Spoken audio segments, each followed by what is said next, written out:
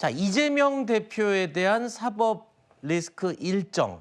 지금 얼추 날짜들이 나오고 있는데 물론 변수가 있다는 말씀을 지금 드렸죠.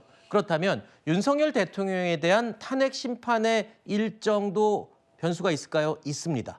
자, 지난달 3일이었죠. 우원식 국회의장이 마은혁 헌법재판관 후보자의 임명을 보류한 최상목 대통령 권한대행을 상대로 권한쟁의 심판을 청구했죠.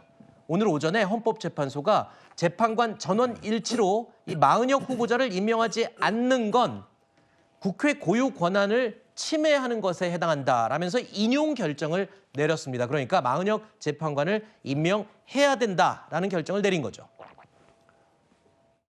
대통령 권한대행의 선별 임명 그리고 임명 부작위, 임명을 지연하는 행위가 국회 헌법재판소 구성권을 침해한다는 점을 명확하게 확인해 주셔서 그에 따른 후속 절차를 권한대행께서도 신속하게 밟아주시기를 기대하고 있습니다. 권한대행께서도 헌법재판소의 결정을 존중하신다라고 말씀을 하셨고 그 존중의 의미는 결정의 취지대로 신속하게 임명하시겠다라는 의미로 저희는 받아들이고 있습니다.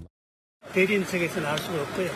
청구인 측에서 적절하게 대응하지 않을까. 대통령의 임명권이 헌법에 명문으로 있는데 마은혁 후보자를 임명할 자기 의무가 있는 거다 이렇게 판단하는 부분이 맞을 것 같습니다. 지금 현재 8인 체제로 돌아가고 있는 헌법재판소 마은혁 재판관 9번째 이 마은혁 재판관을 임명하는 게 옳다라고 이제 헌재가 오늘 오전에 이제 결정을 한 겁니다.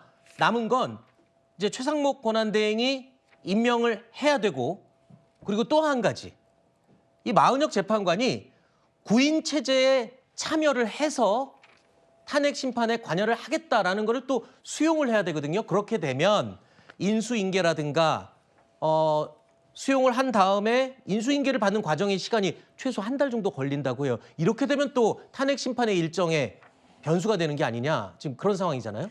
네, 그렇습니다. 일단 첫 번째로는 이 헌재에서 권한쟁의 심판의 결과로 국회 측에 손을 들어준 것이고, 그러니까 결국에는 이게 핵심이었던 거죠. 이 3명이 선출이 됐고 그 여야 합의가 있었기 때문에 선출이 이루어진 거고, 심지어는 국회의장실에 공문까지 보냈는데 무슨 이유로 최상목 권한대행이 무슨 자격으로 그 3명 중에 2명만 선별해서 선출을 했느냐, 이 부분이 이제 핵심이 된 거고, 그렇기 때문에 국회의 이 선출 권한을 최상목 권한대행이 침해했다. 라는 결정을 저는 헌재가 명확하게 내려준 판결이었다라고 생각을 합니다. 그러니까 당연히 권한쟁의 심판 결과에 따라서 최상목 대행은 의무를 지게 되는 것이고요.